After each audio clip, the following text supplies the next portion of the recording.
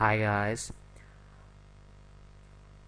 my name is Samir and welcome to my first Hibernate tutorial. And in this tutorial I'm going to show you how to use Hibernate framework to insert a data in the database table. Now this is the most basic simple Hibernate application. Like here it is where it begins.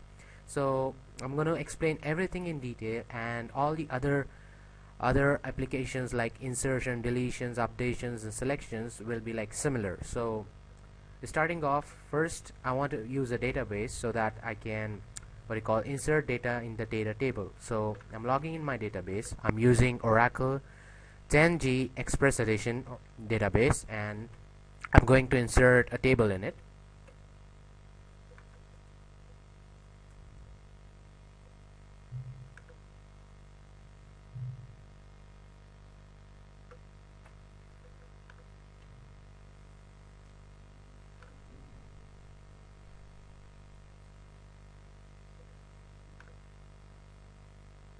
Alright, so my table is created now.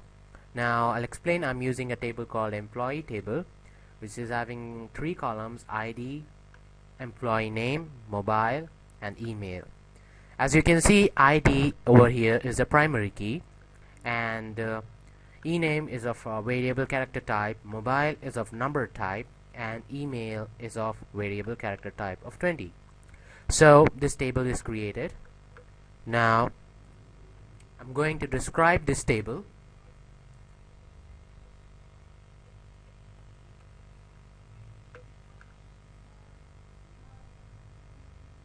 So this is the description of the table. We have employee table and 4 columns: ID, ename, mobile and email. Now starting off with the program, I'm using the Eclipse IDE.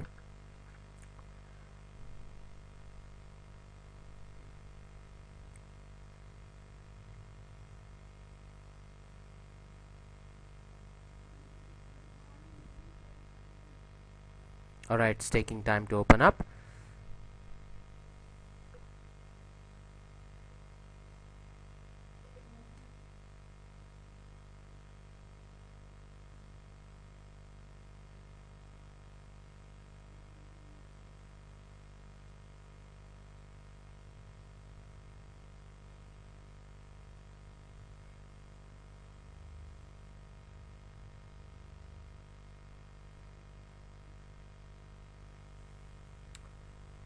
Alright, this is my Eclipse IDE. So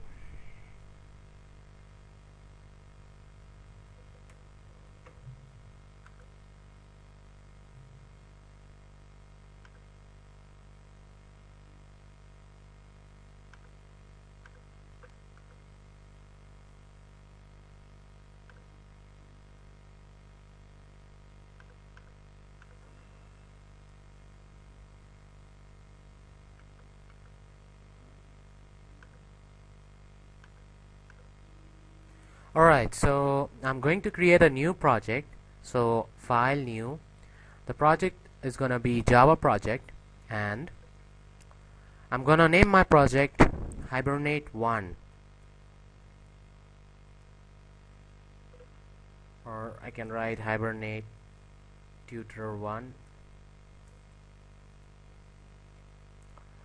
and finish. Alright, so I have my project available to me, source, and there's a source folder there. Now for every program we write to insert a data or to do something with our relational database, we need to first have a connection between our program and the database which we are using. For that, now in Hibernate we don't define connections as we used to do in JDBC. We have our configurations of connections and other thing in one XML file. In Hibernate configuration, we have to use 2 XML files.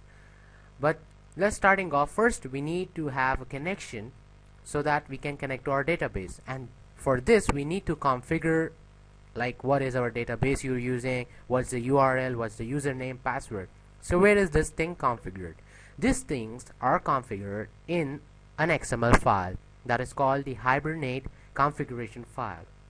So I say new, other, I type here XML, and it's going to be XML file. Next. Now, the naming convention, there is some specific naming convention we have to use for the Hibernate configuration file. The naming convention is it should have .cfg, .xml naming convention. This is important. If you don't give this extension to your file name, it won't work. The file name can be anything. For now, I use Hibernate. So my configuration file name is hibernate.cfg.xml. Now, .cfg.xml is a compulsory extension. This thing can be anything. Instead of Hibernate, you can give any name, but you must give .cfg.xml extension, or else the Hibernate framework won't understand that this is the configuration file. So now, we finish it. Now we have the XML DTD. Now we need to write a DTD for the configuration file. So we need to write one more DTD so that it can understand that this is the configuration file. Now where to get the DTD? As we all know, we have to use Hibernate distribution 3.5.6 final. So I'm gonna open the Hibernate distribution, and in that I have some jars and some folders. So I go to the project folder, and then I go to the core folder, source, main, resources, organization, Hibernate, and there I have the two DTD files for the two XML files we'll be going to use. Right now I'm writing the Hibernate configuration file. So I need the DTD, this one, for this file. So what I do is I open it up in my Eclipse browser. Now it's open. I just close this. Now this is the DTD which I need to use in my configuration file. So copy it and paste it here. Now I'm gonna see that it's in one line, space over here, and this too. Sometimes if you don't keep this in one line, it doesn't work. So just keep it in one line, and there's supposed to be space in between this and in between this. That's compulsory. Now let's write our XML files to configure the connections and other things. Now starting off, first thing I press Control space, and you see Hibernate configuration. This is compulsory. The Hibernate configuration file starts with this. That is, it starts with the DTD name, doc type name. That's going to be the first tab in every file we use. Now press Control space again, we get session factory. That's going to be the next one. Now in the session factory, we write various properties where we configure the connection. Now let's say I'm writing a command. Now this is for writing connecting to the database. Now I'm going to write some configurations, some properties that are going to help me to connect to my database. That's the Oracle 10G XE edition, and to my table. Now for that I need to write some property.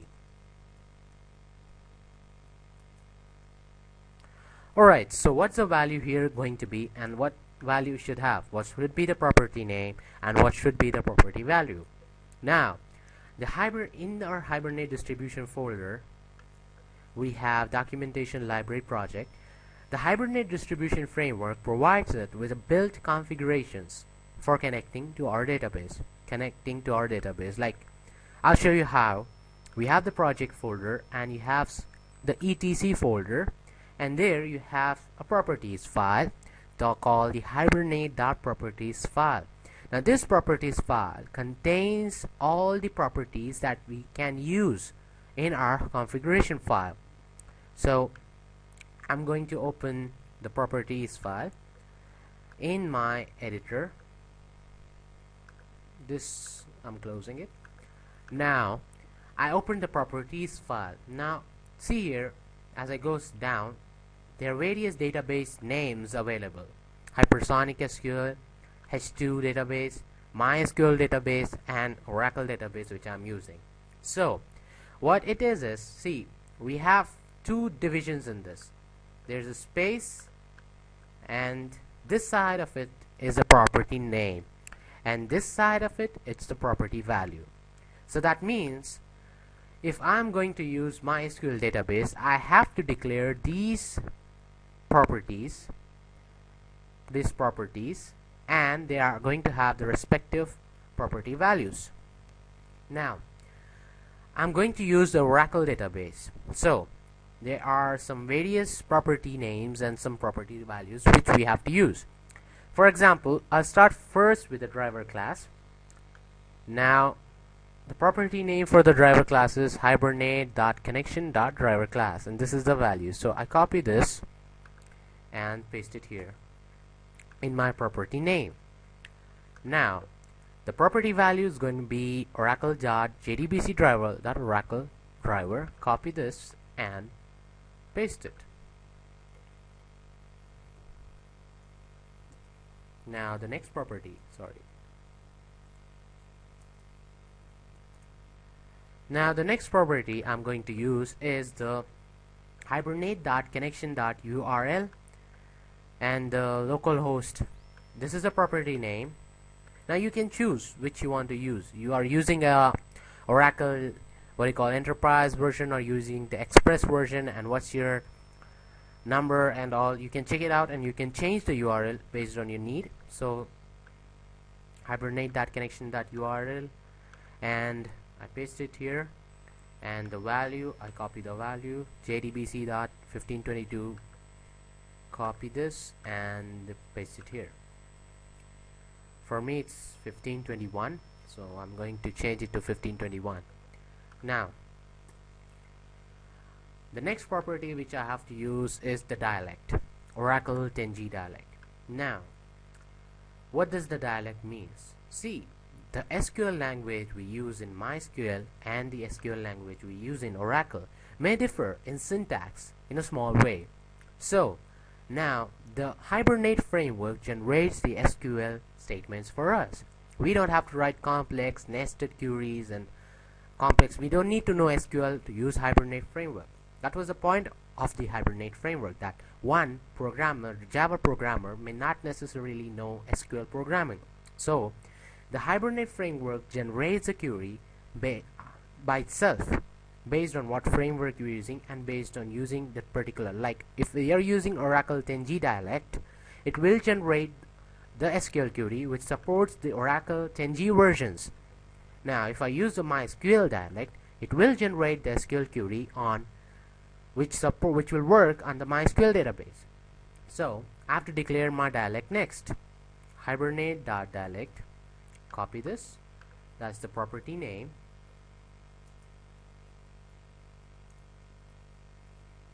and the value is going to be Oracle Hibernate organization is this one.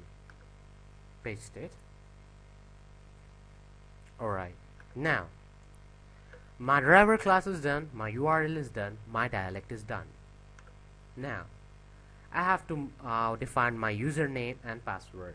Now this username and password refers to the username and password which I used to log in my Express Edition server, Oracle server, and my table, created my table. So the one which I used to log in. So I'm going to copy the username, copy it, and create a property.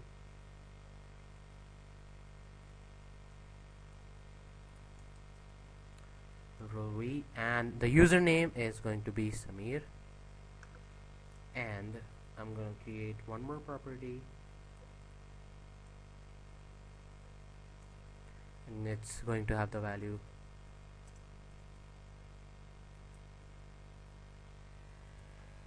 password. Done. Now I entered my username and password. My connection is complete.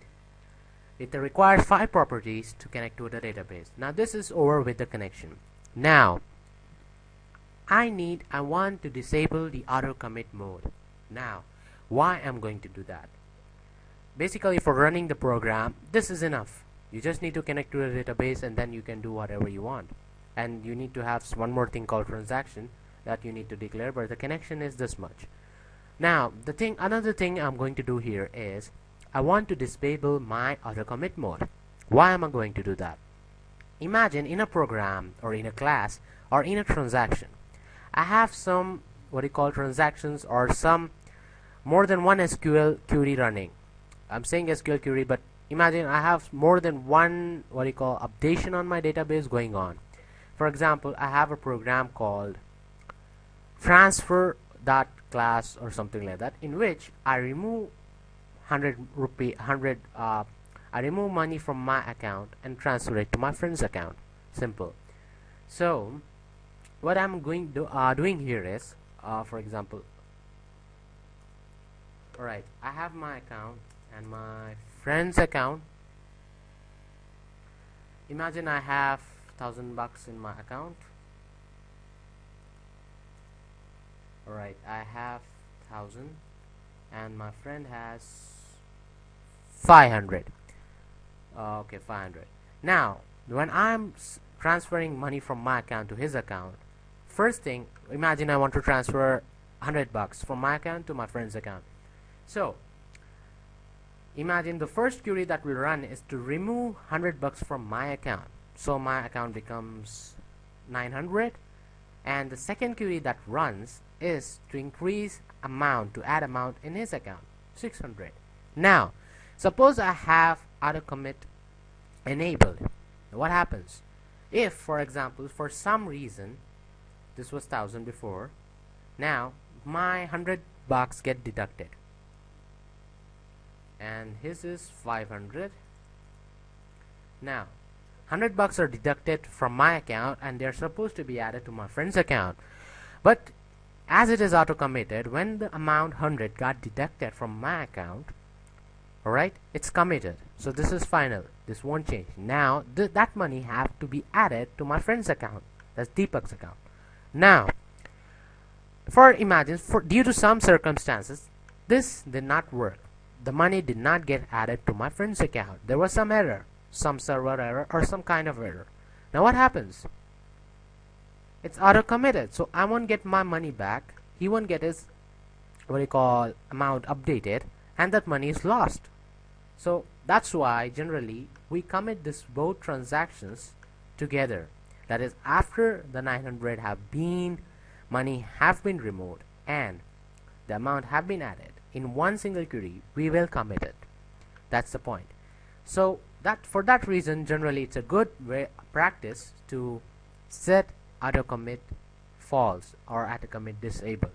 Now I'm writing what we need to do it, set it disabled. Auto commit false. This is the comment, don't be mistake. Alright, so I have again property name. So see, this hibernate.properties file contains everything you need to write the hibernate.configuration file. It has everything. For example, now I'm doing the auto commit thing. So I want to search what am I supposed to, what's the property which I'm going to use to disable the auto commit. I press Ctrl F. Alright, auto commit, and find it. See, here it is. Hibernate.connection.autocommit is true. This is a property name, this is a property value. So I'm going to use this property name, copy and paste it here, and I'm going to set this to false. Alright, done.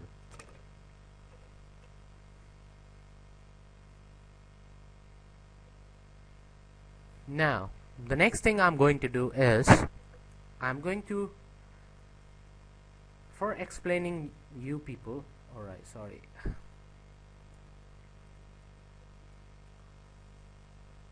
Alright, for explaining you guys how Hibernate generates or how Hibernate creates the SQL query by itself using the 10G dialect, I'm going to write few properties which are going to enable us to see the SQL statement generated by the Hibernate framework in our console when we run the program. Alright, so for that, to display SQL query generated when running the program, I need few lines, property names and property values. You can search them up in the hibernate.properties file, but I'll type it down. First one, show underscore SQL value true. That's very easy.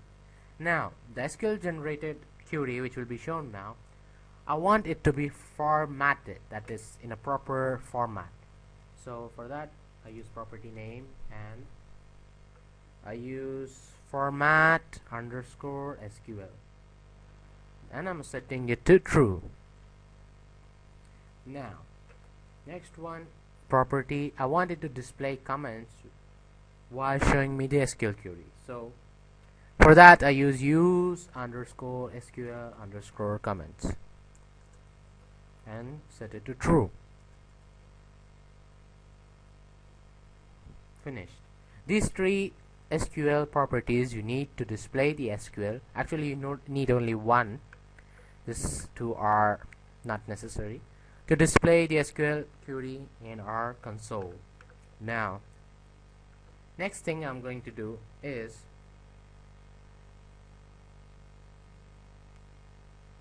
I have to actually write the JDBC transaction query.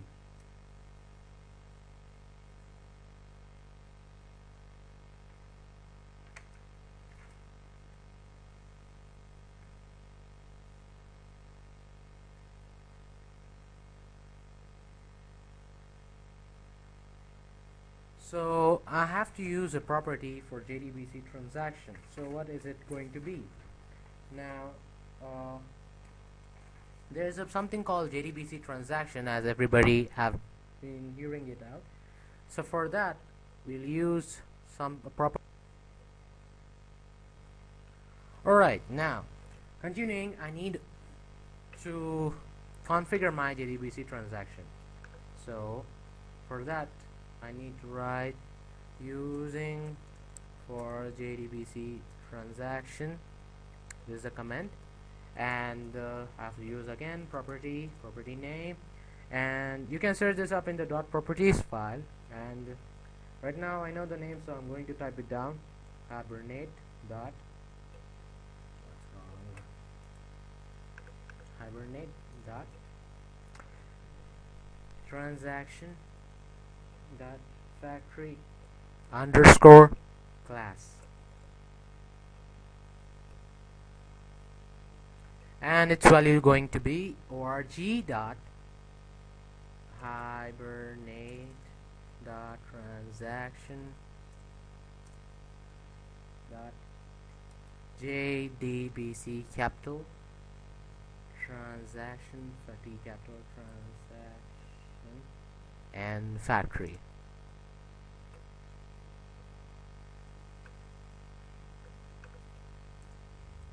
Now finished. Now the simple understanding of how does the Hibernate framework works is we have a class, a Java. You know, every class have some variables and some methods.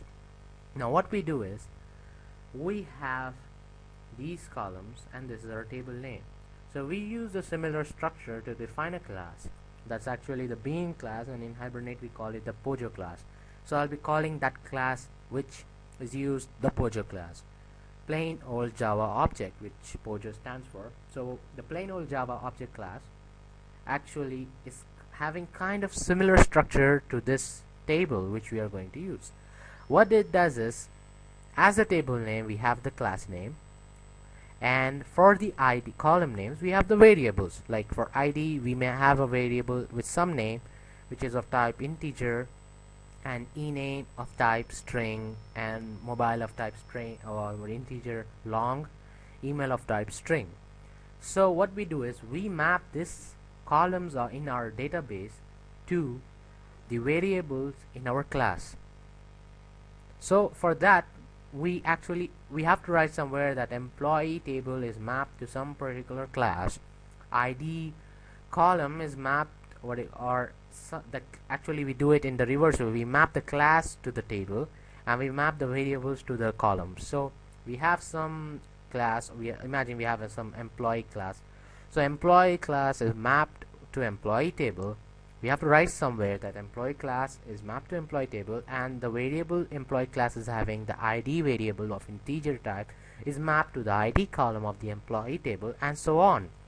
Now this mapping is done in one more XML file called the mapping file, the Hibernate mapping file. And in the configuration file we have to write where the mapping file is available, or what is the name of the mapping file which we are going to use. So for that purpose we need to actually write the mapping file. So mapping file, I want to write a comment, mapping file. Now this is for mapping file. Property name, I did a mistake, it's not property, it's mapping, and then I have to use something called resource, and here in this I have to write the mapping file. What's the name of my mapping file?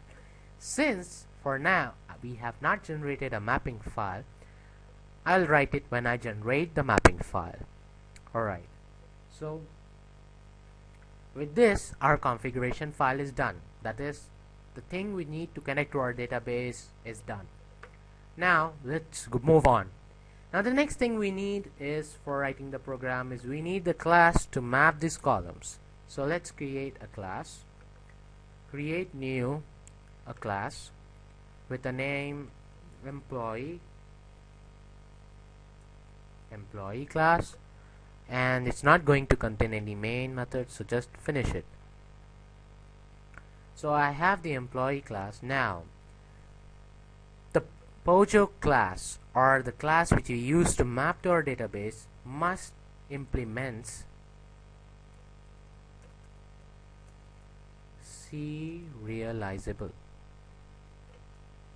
Why? Because we may have multiple sessions, and we know a serializable object can run in multiple threads. So we may have more than one session, the program which we may write, or if you're writing a program which is run by many users, then it may have multiple sessions. For that purpose we have to or must implement it to be serializable. Now next thing, now let's create the variables. Int, the first one is the ID, so I'm going to create int ID, it's private int ID. Then I'm going to create private string name or ename name. Just let me check. There is ename, mobile, email. Alright, private string name, then mobile, private long mobile, and then private string email. Done. Now the Pojo class, the class which we are going to use for mapping, should have an empty constructor defined in itself. So let's define an empty constructor. Public employee, and is going to be empty. Finished. Now let's write setter and getter methods for these four variables. Right click, source, generate getters and setters for all these four. Okay, so this is all I need in my Pojo class. This is finished. So now I have my Hibernate.configuration file. I have my Pojo class created. I don't need the .properties file, so I close it. Now I have created the two things. Now there are two more things remaining which I need to create. one is a mapping file where I map these variables to the table which I used in the columns in the database. Now the other thing I need to write is there are four things you need to write when you when you use the Hibernate application. First is the two configuration files, two XML files, you may say two XML files, and one Pojo class, and one the class where you write the logic. That is where you're performing the insertion. So now we have to map this to our database. So let's write the next XML file. Remember, in Hibernate framework we use two XML files. We are done with the configuration file where we actually configured the connection to connect to our database. Now let's write the mapping file, the other XML file, where we'll map these variables to the column names in the database table and this class to the table name in the database. So next, create new other XML file. Next, now as the configuration file had some naming convention that it was configuration file must have .cfg.xml extension. Similarly, the mapping file, the Hibernate mapping file, the XML file also have a specific naming extension, that is it must have .hbm, which stands for Hibernate mapping .xml extension. This extension is compulsory. The name we can have before it can be anything. So for now let's use employee emp. I can use anything. I'm simply using emp. emp.hbm.xml is my mapping file name. This extension is compulsory. This can be anything. Now finish it. Now this name I have to update in my configuration file where I left a blank. I told that when I'll write the mapping file I'll update it here. So this is going to be emp.hbm.xml.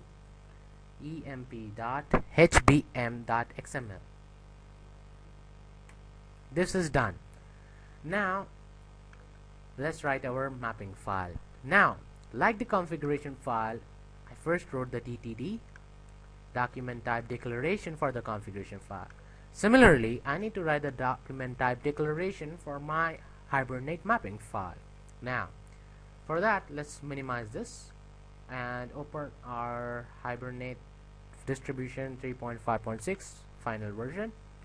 Go to the project and project core source main resources organization Hibernate, and the other, last time we used the configuration DTD, now we have to use the mapping DTD. So the mapping DTD, we have to copy this DTD, copy it and paste it in our EMP. Right now I'm going to arrange it in one line.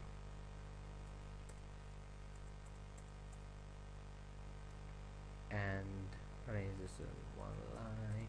See, there's a space. Alright, this is the DTD part is done. So let's close this.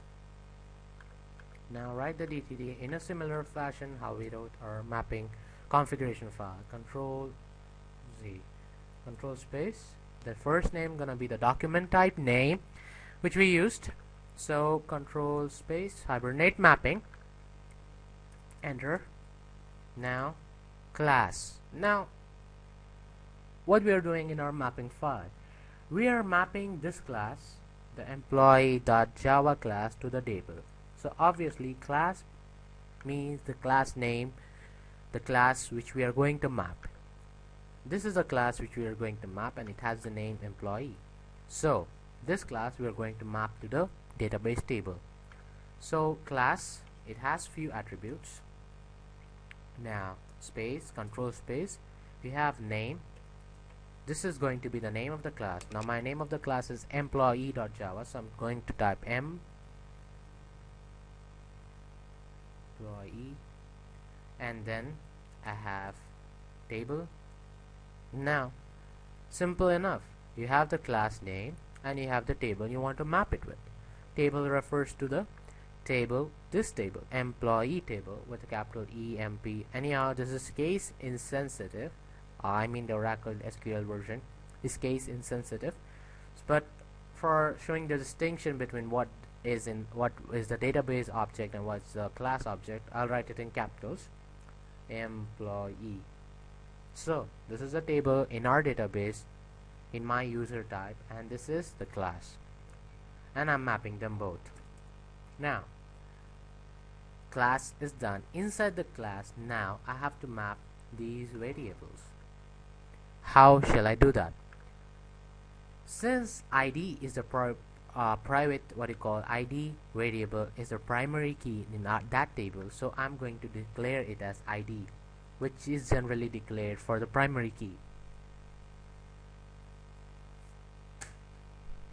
So I have ID, then again I have name, this name refers to the variable name in my class, that's ID with small ind. Alright, then there's gonna be column name. This column name refers to the column in my table, that is capital ID.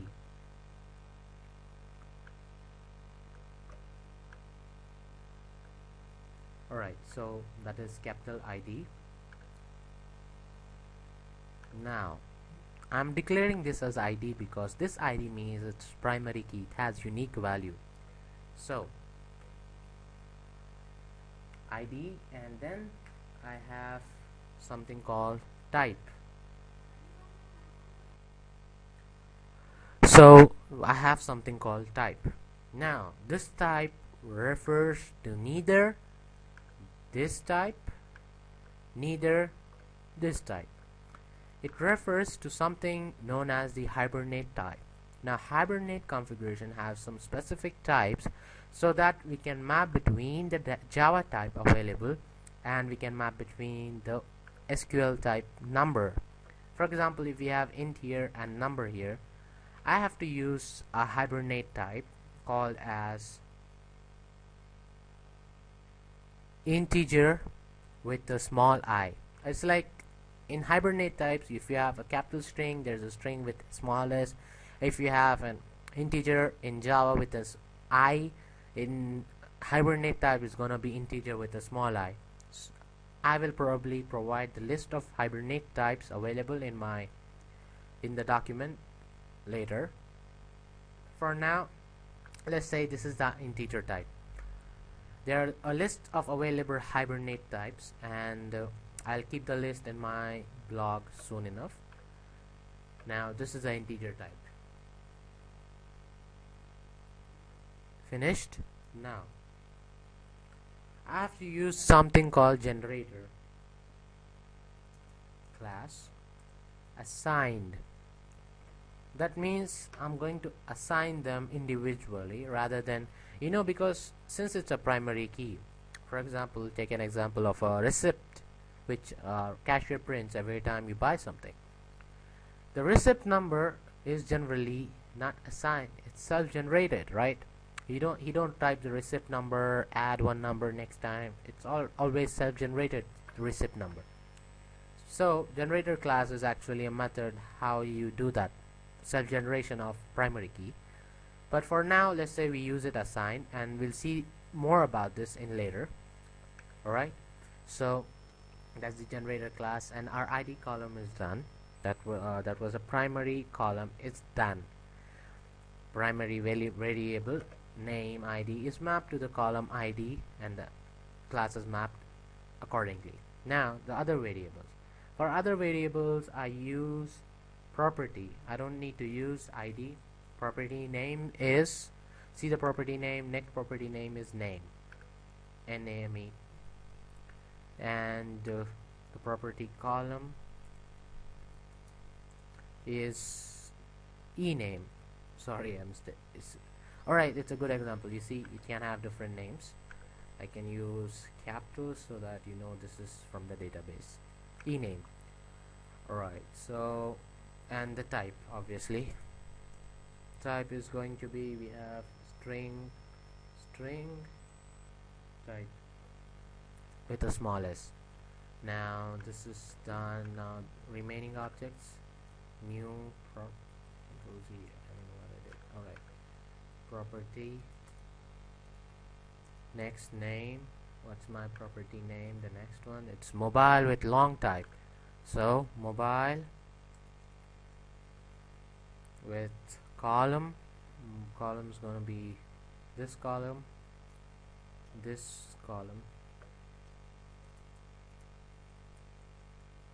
mobile. It's same name. Now the type is going to be the Hibernate type, so that Hibernate can map it. Type is long. Alright, type is long. And then what's remaining? The last one, I think. Yeah, that's email. Let's go with email. Property.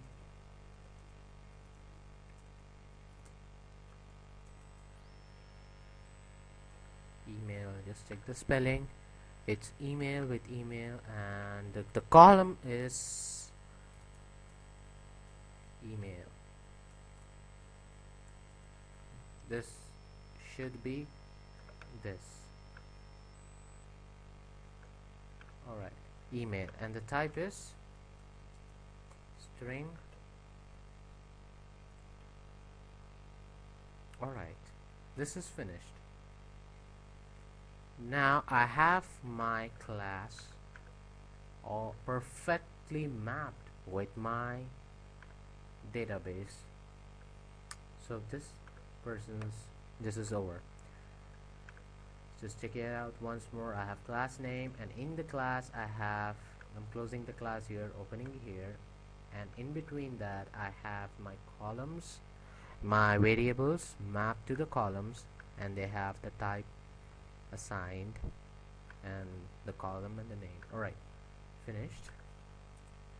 Save this. Now what do we need? We need to run the program, and we need to write the main logic. So let's create a new class now. New, the last thing, the fourth thing. Class insert employee. This is some name, and it's going to have the void main method since it will be running. So public class insert employee, public static void main string arguments. Now before running, we are using the Hibernate distribution 3.5.6 final version. So obviously we have to use the jars provided by it, like we have to use just 3 Hibernate testing, and we have to use required jars, and we have to use the optional we don't need to use the optional jars. We need to use this, and you need to use the JDBC jar available from your database.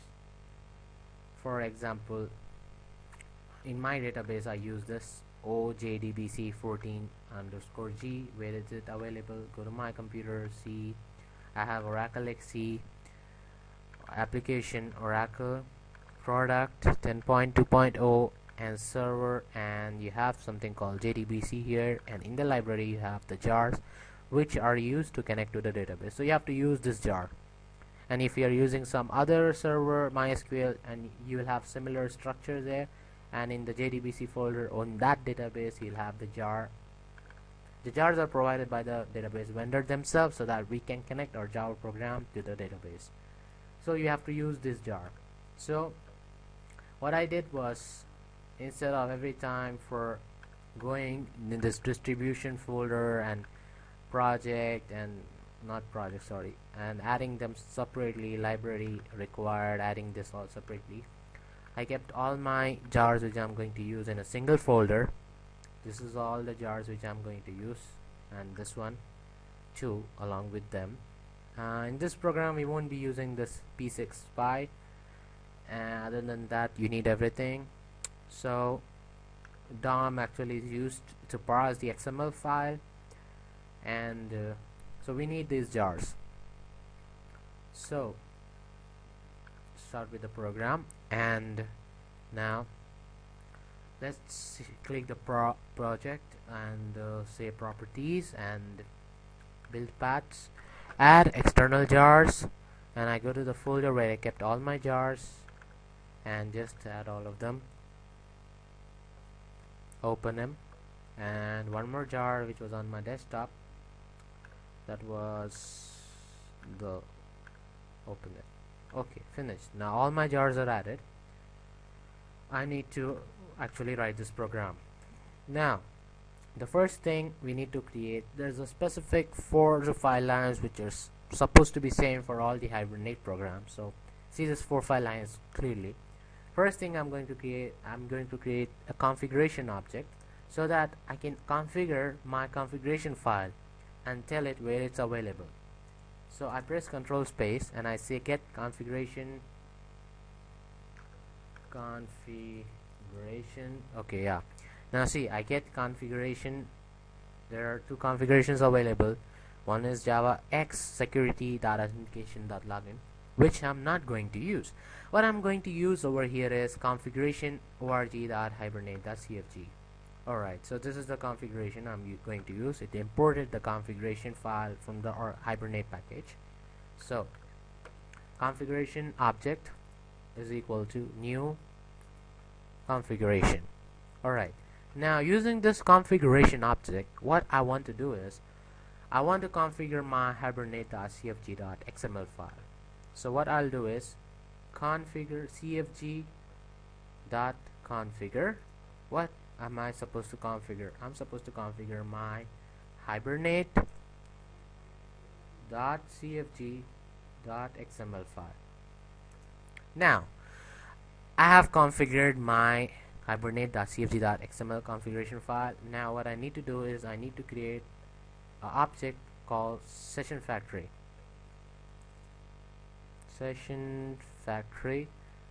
Alright, SF is equal to one session factory contains multiple sessions.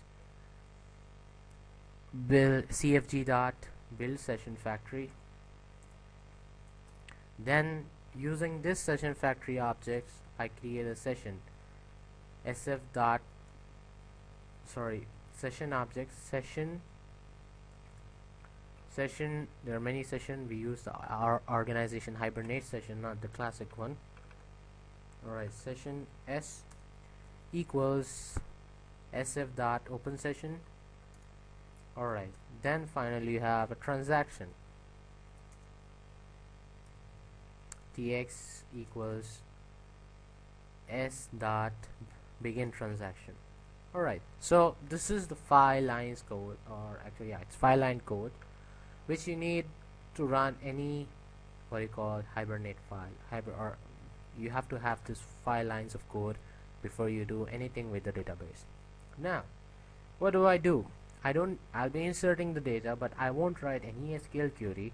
I'll simply insert it. How? You're gonna see this. Now what I'm going to do is, I know that right now the configuration file is configured. I know that session factory is build a session. I have available transaction with me. Now when I say Hibernate file is configured, that means I have my Pojo class mapped to the database. So I don't need to write any SQL query to actually run my commands or perform some manipulation from the command line like SQL. I'll simply use my class that's available to me, the Pojo class, because I know it's already mapped. So I create the class object employee emp equals new employee, empty constructor which we declared. Alright, employee emp equals new employee. Now I'm using the session employee emp dot set id. Now this id I'm gonna keep 1, then emp dot set name Jacob. Alright, some name Jack. Alright, Jack. Emp dot set mobile, that's 4445544. Alright, emp dot set email, that is xyz at the rate of xzxy.com. Alright, let's keep this small. I don't know how much length I kept there. So these are my four variables: id, name, mobile, email. id, name, mobile, email. Alright, now I have assigned them some particular values. Now I want them to be saved in my database. So what do? I say s.save what? Employee object. Alright, now when I say s.save employee object, what it does is it saves the employee object so that it can be mapped. But till now the transaction is not committed, nor is it available in our database. So we need to write something called, we need to commit this transaction, because we disable the auto commit mode, so that is important too. So we have s.employee, we have s.flush. Now when I say s.flush, what happens is the SQL query for insertion of these values in the database is generated.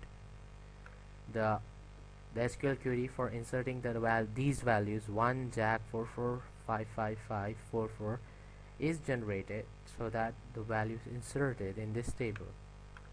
Alright, so SQL query is generated. Now when I say tx.commit, the transaction is actually committed. Then s.close, I close the session and everything is closed, so I don't have to worry about memory management and stuff. Hibernate takes care of everything, the Hibernate framework. So this is done. Let's run it to check it out whether it inserts the data. Alright, so let's run this program, a Java application, and it's running. Oh, I got an error, so let's see. Could not determine the type for string at table employee for column email. Oh, I did a mistake. Somewhere I wrote string in my Hibernate configuration file. Oh, it's going to be string. Now clear this off.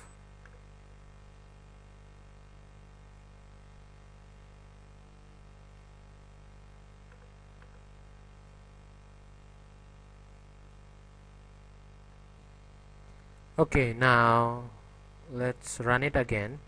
So run as Java applications, save all. Okay, alright, there's one more error, so let's check what it is. Explanation in main thread, wait, caused by org.hibernate.ng.dialect. I left the T over there, it's T. Alright, save this, Control S. Now let's clear this off and run it again. Alright guys, let's run it again. Run as Java application. Now let's see. Alright, one more error. I think I did some typing mistakes. Alright, what's the error now? Let's go up. Alright, the error is in JDBC transaction factory. Alright, see in the configuration file JDBC dot. Alright, there's some very big mistake over here. Factory. Save it, Control S, and let's see what happens now. Clear this off, clear it, and run it again. Run as Java application. Hopefully it should work now. Alright, see. Now, since we use the configuration of some, we use this to display SQL query. Now our SQL query is displayed. Insert into, what we are doing, we are inserting into employee table. These are the comments, since we say use SQL underscore comments. Now it's in formatted way, insert into employee, e-name, mobile, email, and ID.